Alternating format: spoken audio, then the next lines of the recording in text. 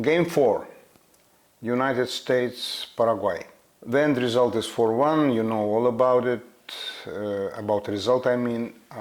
United States beat Paraguay. They played the first half, which is so far the most spectacular 48 minutes that we have seen.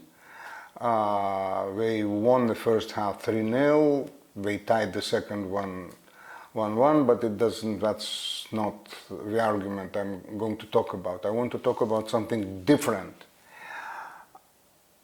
In my analysis, I always base on one or two things. Midfield. I say, show me your midfield and I'll tell you who you are. In this World Cup, obviously, nobody has a midfield like Spain and nobody has a midfield like Portugal. It doesn't mean at all that we're going to win and we're going to become world champions. Spain the second time and Portugal first time in their history.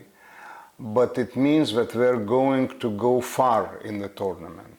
So now I want to talk about one person who, it seems to me, is very underestimated. Weston McKennie. Weston McKennie is a Juventus player and the engine of the United States team. And not only the engine, he is the thinker, he is what they say in Spanish, Todo campista. That is, he does create, he does destroy. He conquers a ball, he distributes a ball, he finds the spaces for himself and he finds spaces for the others. Incredible quality. I followed him all this season quite closely, I would say, in Juventus. And Luciano Spalletti, he had to leave the national Italian team after the loss to Norway 3-0 in Oslo, and Juventus hired him as a head coach. And Luciano Spalletti, who is a very experienced and a very creative manager, he immediately saw in Weston McKennie the key player. McKennie played almost all Juventus games this season as a starting player. He scored, if I'm not mistaken, 9 goals, 6 assists. For a midfielder, that's a lot, but that's not the strong side. The strong side of McKennie is that he can play in any position in midfield. He can fulfill any function, and he very rarely loses a ball. Today he lost the ball once, and I just underlined it in my notes that the first loss and the only loss of a ball was on a 48th minute of the first half. He created the goal together with Christian Pulisic, in the first goal of the United States, even if it's going to be attributed as an own goal, but it doesn't matter, he was on the left. The rest of the game he played on the right. It is an unpredictable midfielder, and if the manager understands his qualities, he uses him to 100%. And Mauricio Pochettino, he absolutely understands Weston McKennie. They're from two different backgrounds. I don't know how many generations McKennie is American, but his father is a military man. He spent a lot of time in Germany in an American base. He started playing football in Germany. He went for a very, very sort of vast football experience, being very young. And now he is playing for a top club, or at least a club who is thinking about it himself as a big club, a top club. Well, maybe it will become, maybe it will not, but McKennie will rest one of the greatest midfielders of today, for sure. And the problem of Mauricio Pochettino, who as a manager of PSG, of Paris Saint-Germain, he had to put together Messi, Neymar, and Mbappé. It was an impossible task, and he did not succeed.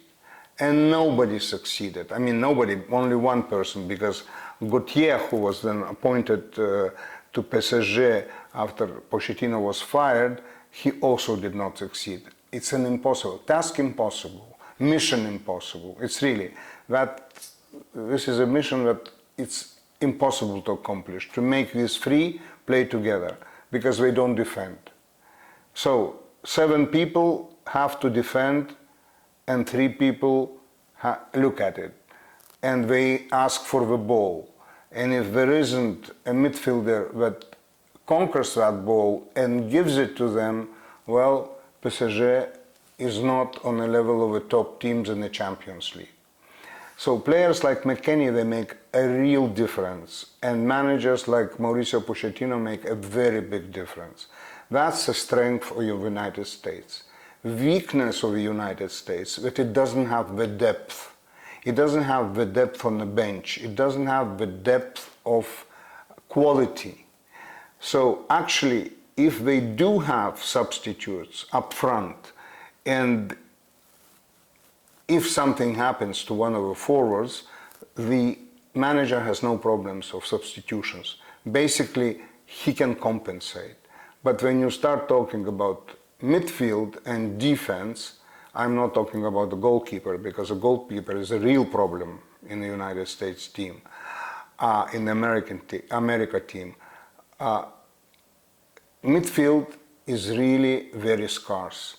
There are 2 midfield players who are international level.